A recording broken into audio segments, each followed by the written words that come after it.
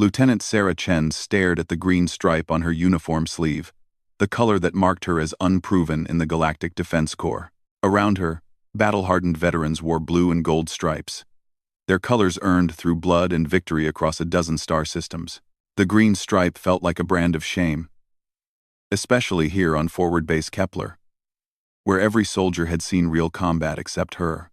The briefing room buzzed with nervous energy as Commander Vex Tai, a towering Kralian with chitinous armor and 4 arms, addressed the mixed species assembly. His mandibles clicked with each word, translated through neural implants that every Corps member received. "Intelligence reports confirm it," Vex Tai announced, his reptilian eyes scanning the room. "The Devourers have broken through our outer defenses at the Proxima Gate. 3 colony worlds have already gone dark. We estimate 48 hours before their advance fleet reaches this sector." Sarah's stomach dropped. The Devourers were the nightmare that every sentient species feared. A hive-minded race of biomechanical horrors that consumed entire worlds, leaving nothing but barren rock in their wake. They had appeared from the galactic rim 5 years ago, and every battle against them had been a desperate struggle for survival. Sergeant Kozlov, a gruff human veteran with scars covering half his face, leaned over to whisper to his squad. "Never thought I'd see the day. 40 years in this uniform, and now we're facing the end of everything." Sarah caught fragments of similar conversations throughout the room. The hegemony forces had never won a major engagement against the Devourers. At best, they managed tactical retreats that saved some civilian populations. At worst, entire fleets disappeared without sending so much as a distress signal. "Our mission is simple," Vex Tai continued. "Hold this position at all costs. The civilian evacuation of New Geneva requires 72 hours to complete. We buy them that time, no matter the price."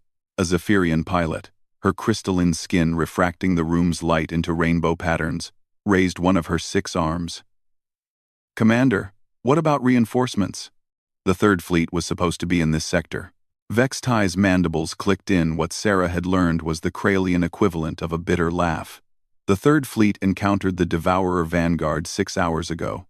We lost contact 40 minutes into the engagement." Silence fell over the room like a funeral shroud. The 3rd Fleet had been 20,000 ships strong, including 3 battle carriers and the pride of the hegemony navy. If they were gone, Forward Base Kepler's modest garrison of 800 troops and 12 ships stood no chance. "I won't lie to you," Vex Tai said, his 4 arms spread wide. "This is likely our final stand. But remember why we fight. Behind us are 2 billion civilians who have never known the horror of devourer consumption, mothers holding children who still believe in tomorrow, scientists on the verge of breakthroughs that could change the galaxy, artists whose masterpieces will never exist if we fail here." Sarah touched the small photograph tucked into her breast pocket. Her younger brother Marcus, grinning at his graduation from the Academy of Engineering. He was somewhere in the evacuation fleet, probably working around the clock to repair damaged civilian ships. If she failed here, if the Devourers broke through, he would die screaming as the biomechanical parasites burrowed into his brain. The briefing continued with tactical assignments. Sarah found herself assigned to Defense Grid 7, considered one of the least important positions. It was a collection of automated plasma cannons and shield generators on the station's underside, far from the main battle zones where the real fighting would happen.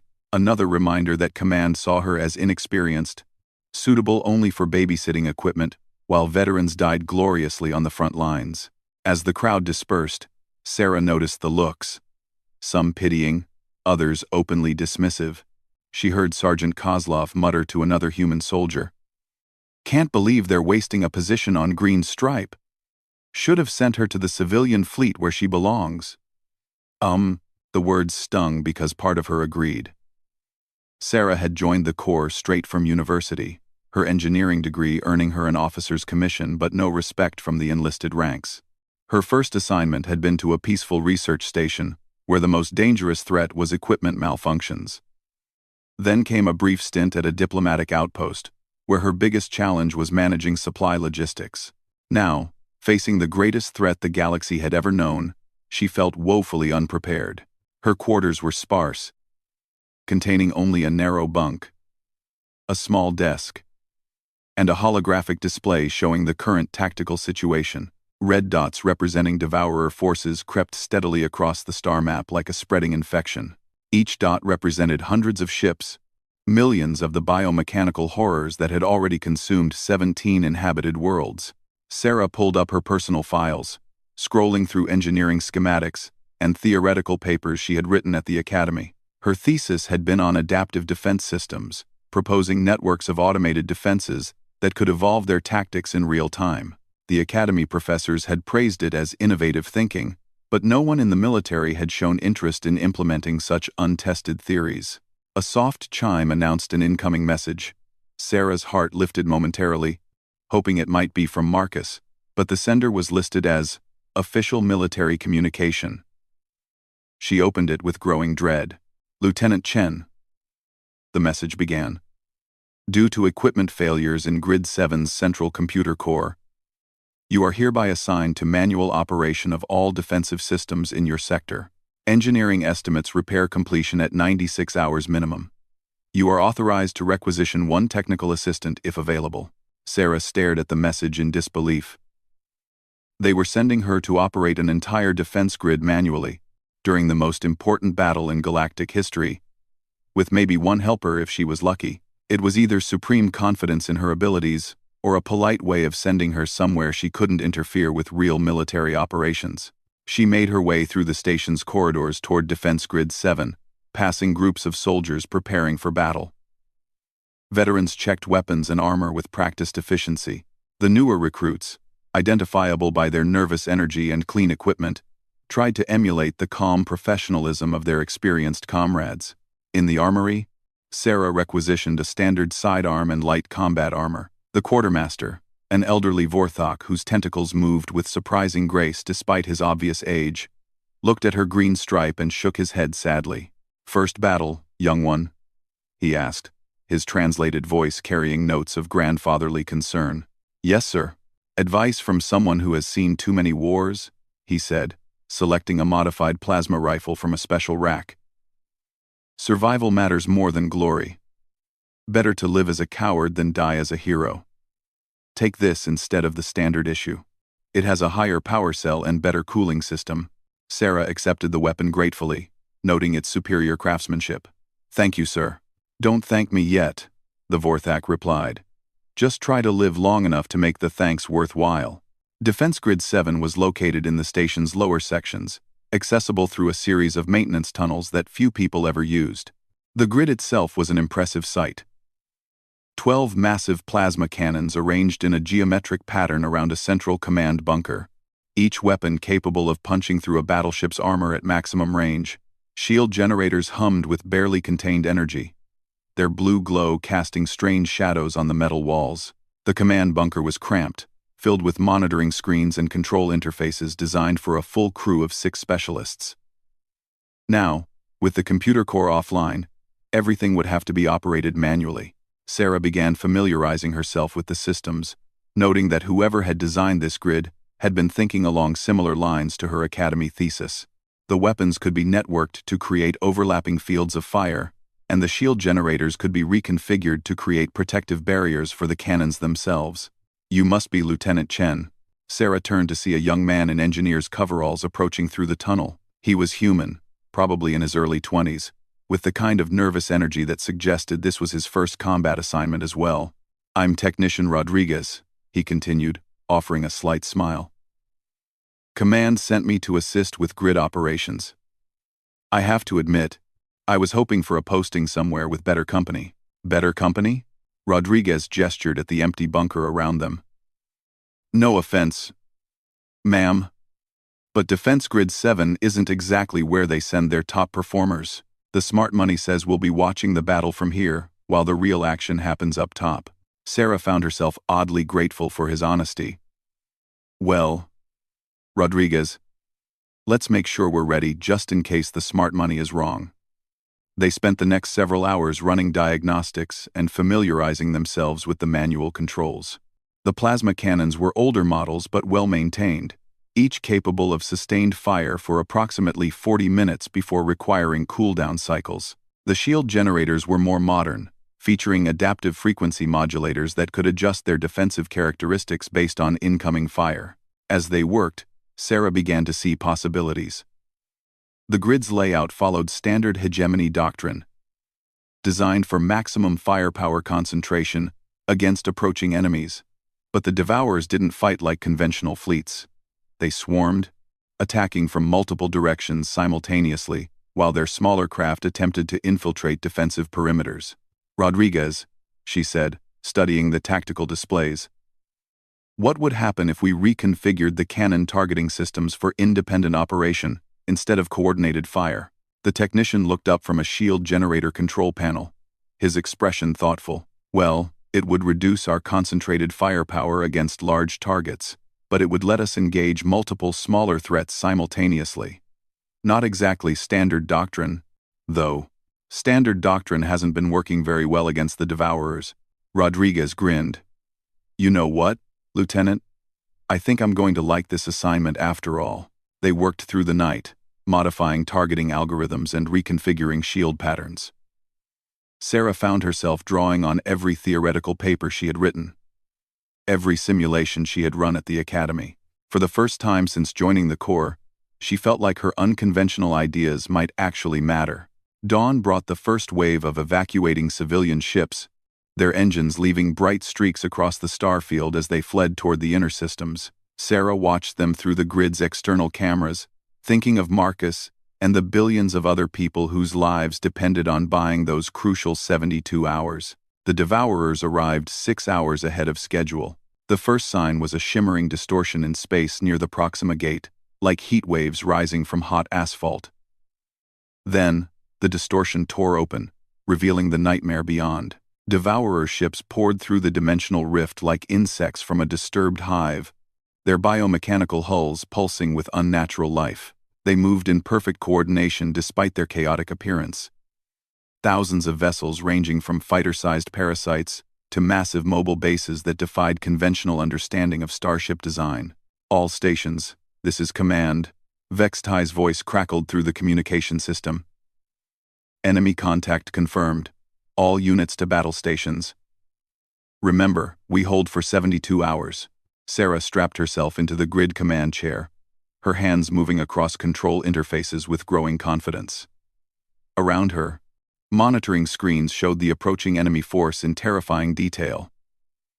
The Devourers weren't just attacking. They were spreading like a living disease, surrounding the station from every conceivable angle.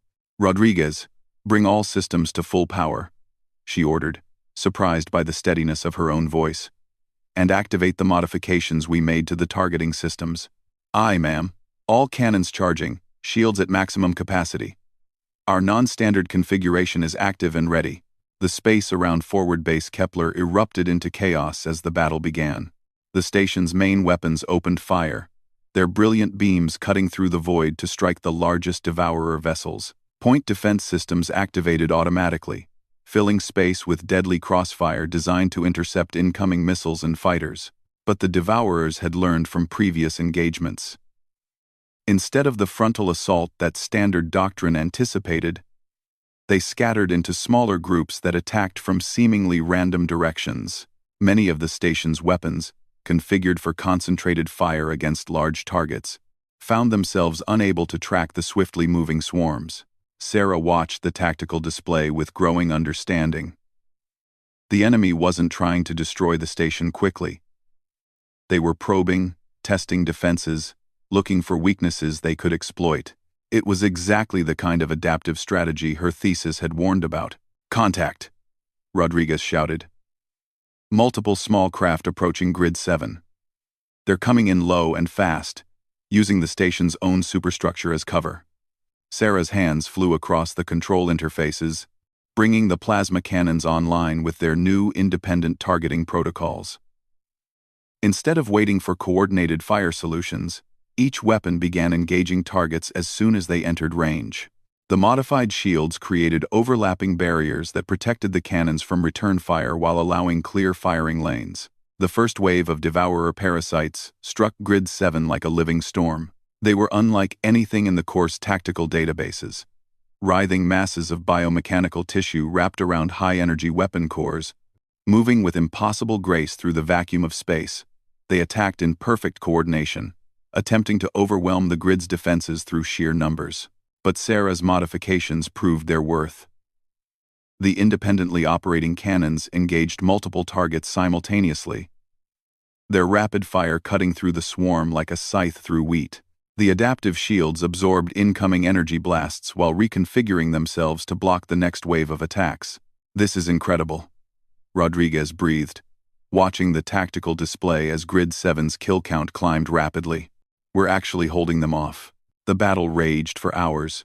Wave after wave of devourer forces crashed against the station's defenses, each assault more coordinated than the last. The main defensive grids began reporting heavy casualties as conventional tactics proved inadequate against the enemy's adaptive strategies. But Grid 7 held firm. Sarah's unconventional approach, combined with Rodriguez's technical expertise, created a defensive position that the devourers couldn't overcome through standard swarm tactics. They began to take notice, directing more and more forces toward the grid that was causing them such unexpected trouble. "Lieutenant," Rodriguez said during a brief lull in the fighting, "I'm reading massive energy signatures approaching our position. Something big is coming." Sarah studied the readings with growing alarm. Whatever was approaching was larger than anything they had faced so far, its energy output dwarfing even the station's main reactor. She had minutes, maybe less, before it arrived. The green stripe on her uniform seemed to mock her as she prepared for the greatest test of her military career. Everything she had learned, everything she had theorized, would be put to the ultimate test.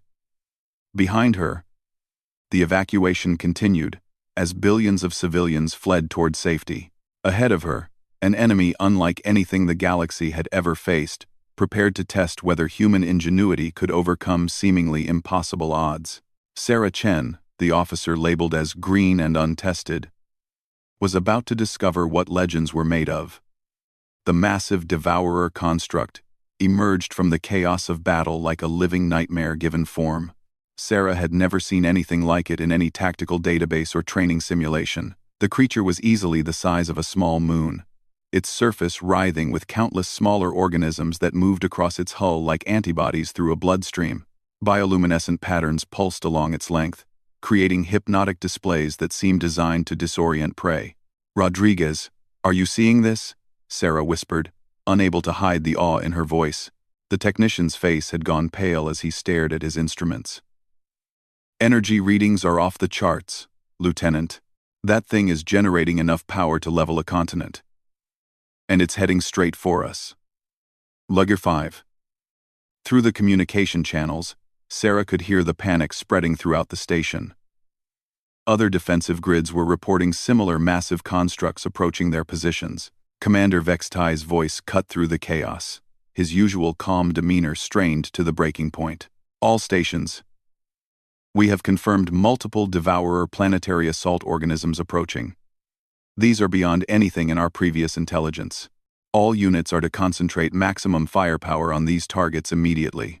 Sarah watched her tactical display as the station's main cannons swiveled toward the approaching giants. The first salvo struck the nearest construct dead center. Plasma beams that could vaporize a battleship splashing harmlessly against its organic armor. The creature barely seemed to notice, continuing its inexorable approach toward the station. "Our main guns aren't even scratching it," Rodriguez reported, his voice tight with fear.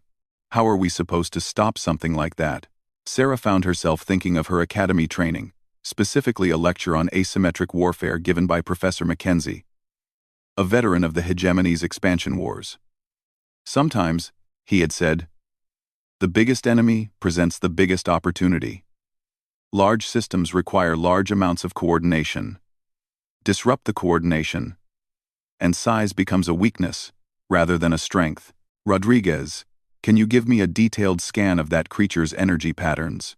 I want to know how it's controlling all those smaller organisms." The technician's hands flew across his instruments. "Working on it now, ma'am. The energy signatures are incredibly complex. But there seems to be a central node near the front of the organism. It's putting out massive electromagnetic pulses at regular intervals. Command and control, Sarah murmured, pieces of a plan beginning to form in her mind. The smaller organisms need constant direction from the main consciousness. If we could disrupt that signal, the plasma cannons don't have enough power to penetrate that armor, Rodriguez pointed out. Even our modified configuration won't make a difference against something that size. Sarah studied the approaching creature more carefully, noting the way the smaller organisms moved across its surface. They weren't just randomly distributed. They followed specific patterns, clustering around certain areas while avoiding others. It reminded her of something she had seen in her xenobiology courses. Rodriguez, what if we're thinking about this wrong? What if that's not armor protecting the command node? What do you mean? Look at the distribution of the smaller organisms. They're avoiding certain areas of the hull, especially near those bioluminescent patches. In many biological systems, bioluminescence serves as a warning to other organisms about toxic or dangerous areas. Rodriguez caught on quickly. You're thinking those bright spots are some kind of natural weak points? Or artificial ones? The devourers aren't mindless beasts. They're incredibly intelligent, which means they probably build redundancies into their organisms. Those patches might be secondary command nodes, designed to take over if the primary one is damaged. The massive construct was close enough now that Sarah could make out individual details on its surface. The smaller organisms covering its hull varied in size from fighter craft to small corvettes, all of them biomechanical hybrids that defied conventional understanding of technology. They moved with purpose, some detaching from the main body to form screening forces, while others reconfigured themselves into what appeared to be weapon systems. Lieutenant, Rodriguez called out, I'm reading massive energy buildup in the creature's forward section. I think it's preparing to fire. The construct's front end began to glow with gathering power, bioluminescent patterns converging toward a central point, like water flowing into a drain. The energy readings climbed beyond anything Sarah had ever seen, suggesting a weapon capable of cracking a planet's crust. All weapons, target the secondary nodes, Sarah ordered, her voice carrying a confidence she didn't feel. Rapid fire. Concentrate on the bioluminescent patches. We need to disrupt its coordination before it can fire that weapon. Defense Grid 7's plasma cannons swiveled toward the massive target, their targeting computers struggling to lock onto the specific points Sarah had identified. The first volley struck the creature's hull, plasma bolts splashing against the organic armor with minimal effect. But Sarah noticed something encouraging. The smaller organisms near the impact points scattered in apparent confusion, their coordinated movements becoming erratic. We're having an effect, Rodriguez shouted. The organisms near those patches are responding to our fire. Maybe you're right about the secondary nodes. The massive construct's main weapon continued charging, its energy output climbing toward catastrophic levels. Sarah realized they had maybe 30 seconds before it fired. And whatever that weapon was, she doubted the station's shields could withstand it. All cannons, continuous fire on the secondary nodes, she commanded. Everything we have. Right now. The plasma cannons opened up in a devastating barrage, their beams converging on the bioluminescent patches scattered across the creature's hull. Each hit seemed to cause increasing confusion among the smaller organisms, their coordinated movements breaking down into chaotic, swirling patterns. Then something unexpected happened. One of the secondary nodes exploded in a brilliant flash of blue-white light, the blast tearing through the surrounding organic tissue like fire through paper. The smaller organisms in that area immediately went dormant, their movements ceasing entirely, as the command signal they depended on was severed. Did you see that? Rodriguez asked excitedly. The whole section just shut down when we hit that node. Sarah's mind raced with new possibilities. If destroying the secondary nodes caused local shutdowns, then the creature's supposedly impregnable size was actually a massive vulnerability. All weapons, concentrate fire on the remaining secondary nodes. Ignore everything else. The battle had drawn the attention of other defensive positions. Sarah could see plasma fire from other grids converging on the massive construct, but most of it was aimed at the main body where it had no effect. Only Grid 7 was targeting the specific weak points, systematically destroying the creature's distributed command system. Another secondary node exploded, then another. With each destruction, larger sections of the creature went dark and lifeless. The main weapon's energy buildup faltered as the primary consciousness lost control over increasing portions of its own body. "Lieutenant, you need to see this," Rodriguez called out, his voice filled with amazement. "The other Devourer forces are responding to what we're doing.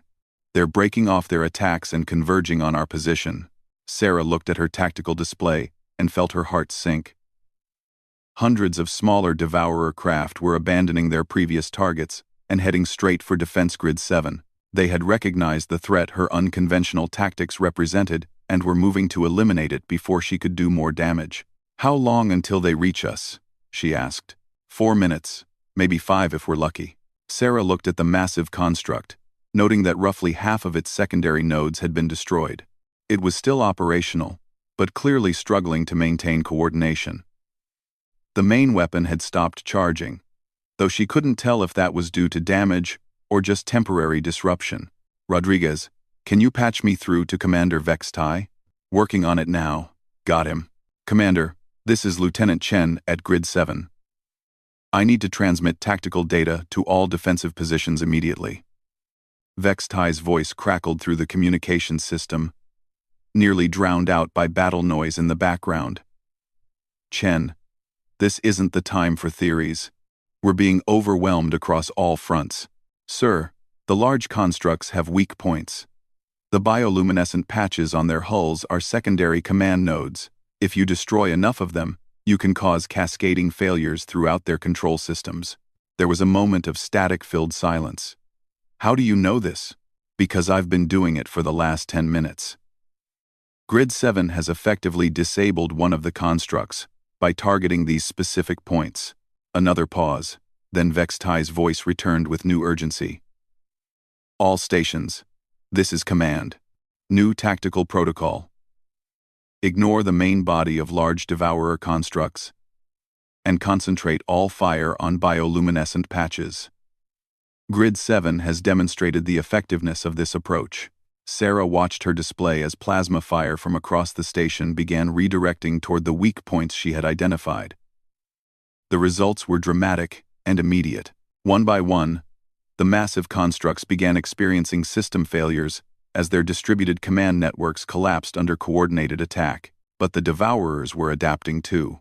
The swarm heading toward Grid 7 had reorganized itself into a tight formation designed to overwhelm her defenses through concentrated attack. Sarah could see energy signatures suggesting they were carrying heavy weapons, probably salvaged from destroyed hegemony ships. "Incoming!" Rodriguez shouted. "Multiple contacts. High-energy weapons locked onto our position." The first wave struck Grid 7 like a hammer blow. Devourer energy weapons, crude but devastating, smashed into the grid's shields with overwhelming force. The adaptive barriers held for the first few seconds, but Sarah could see the power readings dropping rapidly as the shield generators struggled to cope with the sustained assault. "Shields at 60% and falling," Rodriguez reported. "At this rate, they'll fail in less than 2 minutes." Sarah's mind worked frantically, trying to find a solution. The standard defensive doctrine called for concentrating shield power to resist the attack. But that would leave the plasma cannons vulnerable to the smaller Devourer craft that were using the main assault as cover. Then she remembered something from her engineering courses, a theoretical application that had never been tested in actual combat conditions. "Rodriguez, can you reconfigure the shield generators to create a rotating barrier instead of a static one?" "A rotating barrier? I'm not sure I understand." "Instead of trying to absorb all the incoming fire, we create a shield that moves, deflecting attacks away from critical systems while maintaining coverage. It would reduce the overall protective strength, but it might let us survive long enough to keep fighting." Rodriguez's hands flew across the control interfaces. "I can try, but it's going to require manual coordination of all 6 generators. The timing has to be perfect, or we'll end up with gaps in coverage." "Do it." The shield configuration began changing, the static blue barrier around Grid 7 flickering and reforming into a complex pattern of overlapping energy fields. Instead of trying to stop the Devourer weapons, the shields began deflecting them, sending energy blasts careening off into space while maintaining protection for the plasma cannons. The effect was immediate and dramatic. The overwhelming assault that had been draining their power reserves was suddenly manageable, the deflected energy reducing the load on their generators while maintaining defensive coverage. But the rotating shields required constant manual adjustment, forcing Rodriguez to work at a pace that couldn't be sustained indefinitely. "This is working, but I can't keep it up forever," he warned, sweat beading on his forehead as he juggled multiple control interfaces simultaneously. Sarah took over targeting the plasma cannons, while Rodriguez managed the shields, her hands moving across the weapon controls with growing confidence. The independently operating guns engaged multiple targets simultaneously, their rapid fire cutting through the Devourer formation like a scythe through wheat. The enemy adapted again, spreading their formation to reduce the effectiveness of the grid's concentrated fire. But this played into Sarah's hands, as the dispersed formation was exactly what her modified targeting systems had been designed to handle. The plasma cannons tracked multiple targets across a wide area, their sustained fire gradually whittling down the attacking force. Minutes passed like hours as the battle raged around Grid 7. Sarah found herself falling into a rhythm, her academy training combining with desperate innovation to create tactics that no textbook had ever described. The Devourers kept adapting, but so did she, modifying shield configurations and weapon patterns in real time to counter their evolving strategies. "Lieutenant," Rodriguez called out, his voice strained with exhaustion. "I'm reading massive energy signatures approaching from multiple vectors. The Devourers are committing everything they have to taking out our position." Sarah looked at her tactical display and felt her heart sink. Hundreds of enemy craft were converging on Grid 7 from every direction, their combined firepower enough to overwhelm any defensive position. Behind them, she could see the partially disabled construct beginning to regenerate, its remaining secondary nodes working to restore function to the damaged sections. "Time until they reach us?" she asked, though she suspected she wouldn't like the answer. 3 minutes, maximum. "And Lieutenant, they're not just trying to destroy us anymore. Some of those craft are boarding ships. I think they want to capture our position intact, probably to study our tactics." The thought of devourer organisms analyzing her modifications, learning her innovations and turning them against other hegemony forces, filled Sarah with cold determination. Whatever happened next, she couldn't let them take Grid 7 alive. "Rodriguez, how much power do we have in reserve?" "About 15 minutes of sustained combat, maybe 20 if we're careful with the energy allocation." Sarah stared at the approaching enemy force, her mind working through possibilities and probabilities. The evacuation still needed more time. Probably another 12 hours minimum. The station's other defenses were holding, but only because they were now using her targeting data to attack the construct's weak points. An idea began forming.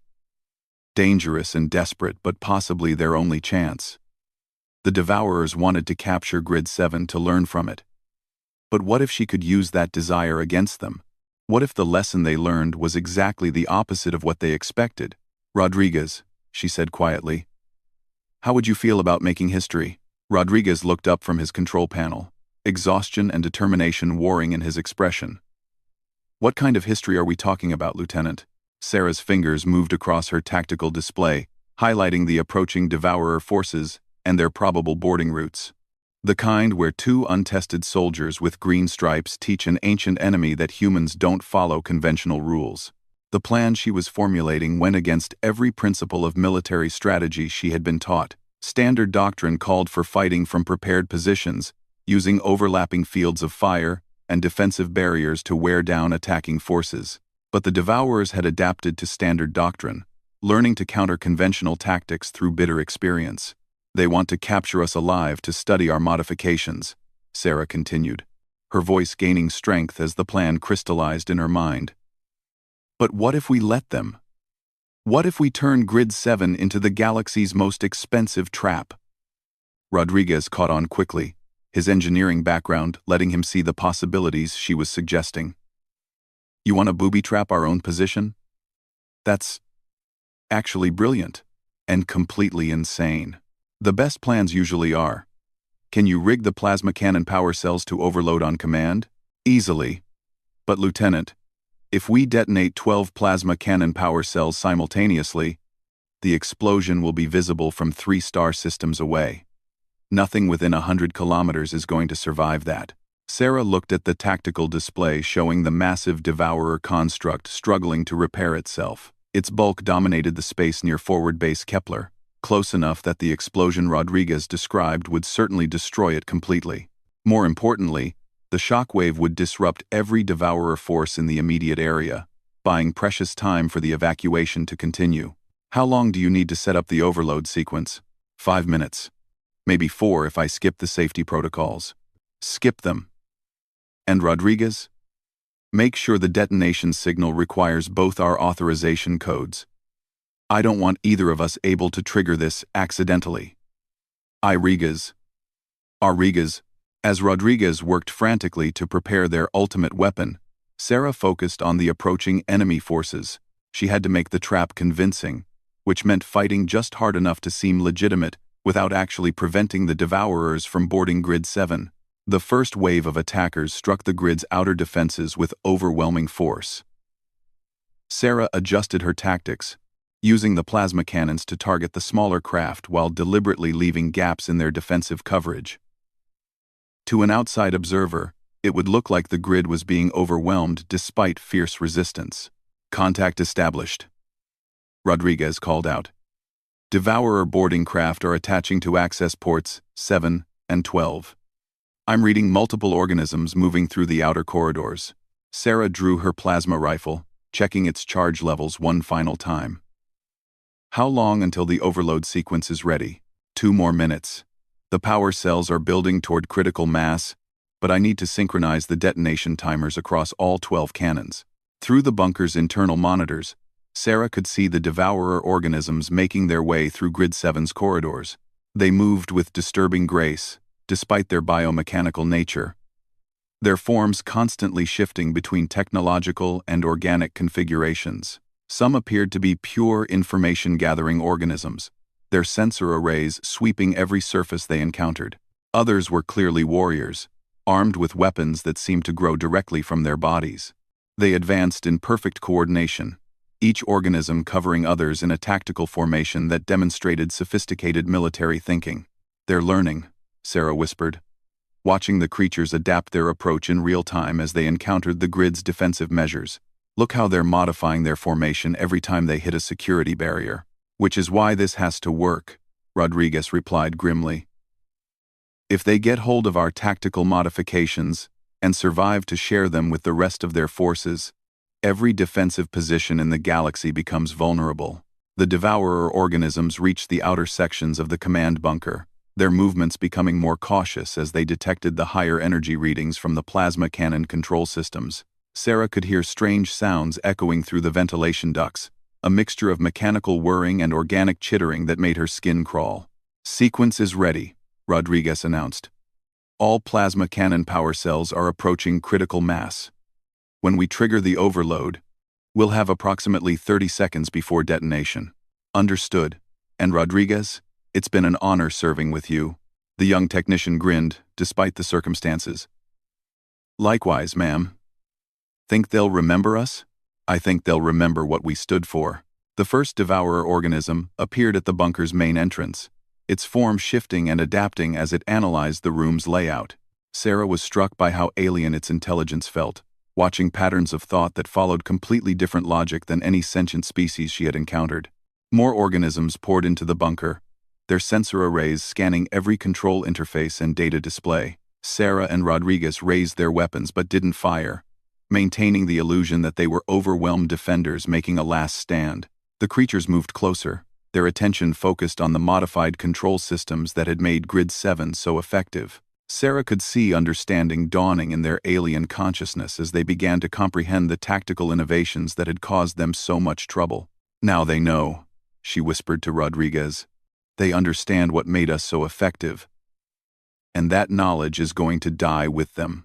One of the larger organisms approached Sarah directly, its biomechanical form towering over her as complex sensor arrays emerged from its torso. She could feel it scanning her, probing for information about her thought processes and tactical reasoning. Do it, Sarah said quietly, her hand moving to her authorization panel. Lieutenant, Rodriguez replied, his voice steady despite the circumstances. It's been a privilege. Together, they entered their authorization codes, triggering the catastrophic overload sequence that Rodriguez had prepared. Throughout Grid 7, plasma cannon power cells began building toward critical mass, their safety systems disabled, and their containment fields deliberately destabilized. The devourer organisms detected the energy buildup immediately, their forms shifting with what Sarah interpreted as alarm, but they were too late to escape the trap she had prepared. The explosion began at the grid's outer cannons, a chain reaction of plasma containment failures that propagated through the entire defensive network in seconds. The blast was everything Rodriguez had predicted and more. A brilliant sphere of superheated plasma that expanded outward at significant fraction of light speed.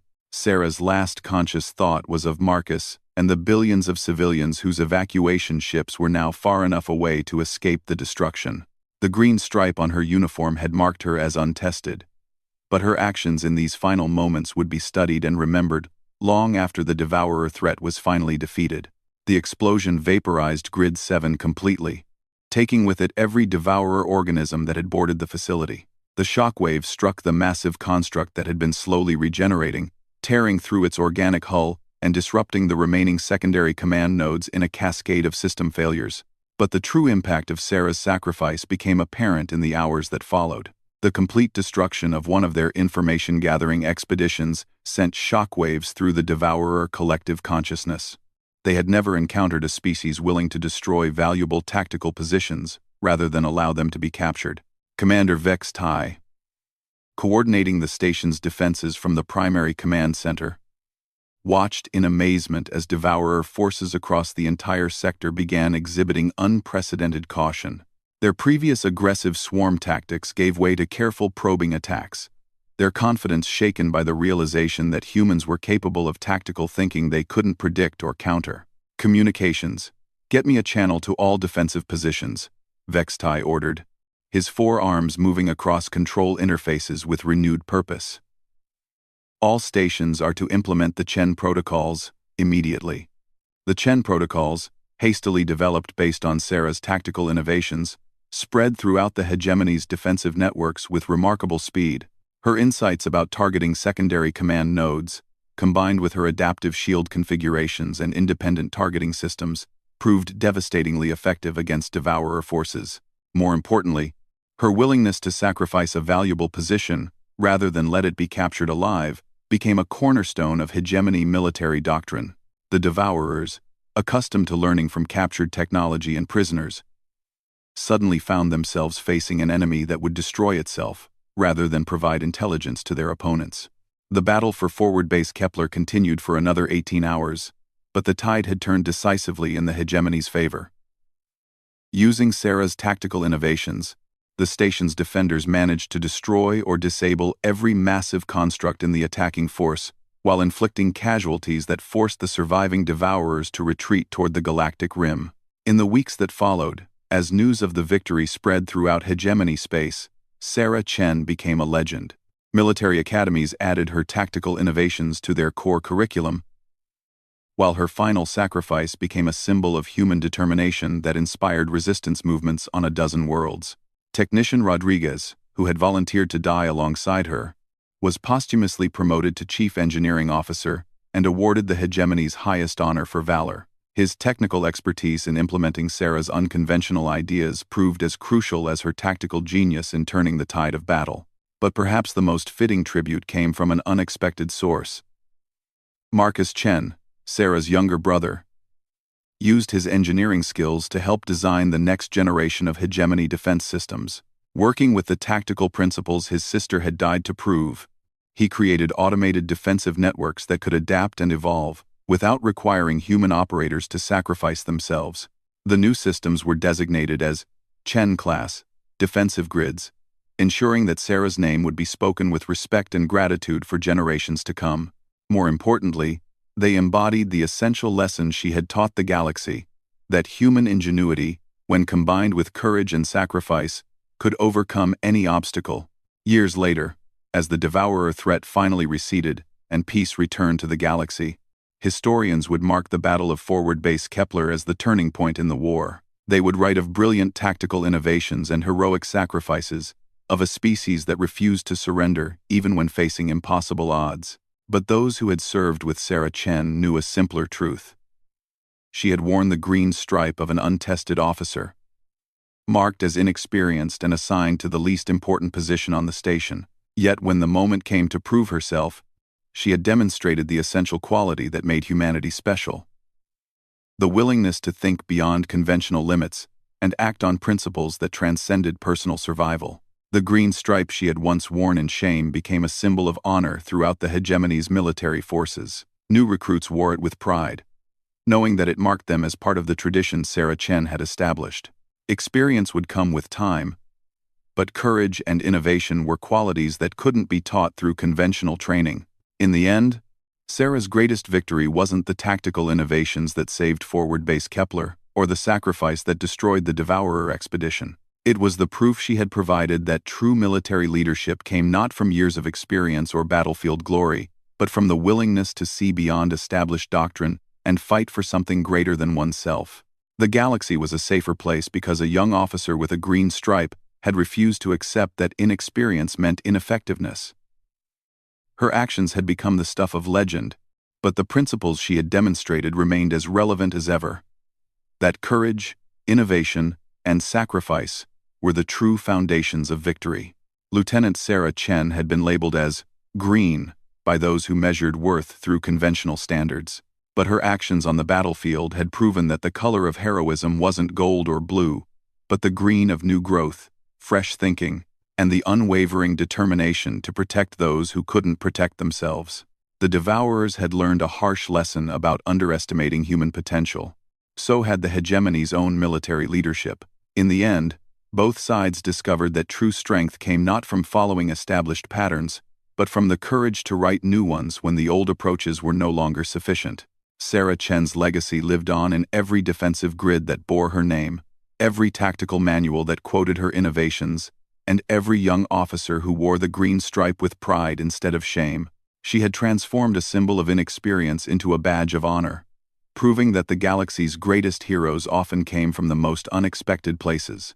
The stars themselves seemed brighter in the sectors she had helped defend, their light carrying the promise that courage and innovation would always triumph over conventional thinking and overwhelming odds. Sarah Chen had been labeled as untested, but her actions had become the gold standard for military excellence throughout the known galaxy. Her story became required reading at every military academy, not just for its tactical lessons but for its demonstration of what humans could accomplish when they refused to accept the limitations others placed on them. The green stripe evolved from a mark of inexperience to a symbol of unlimited potential, worn proudly by officers who understood that true heroism came from within.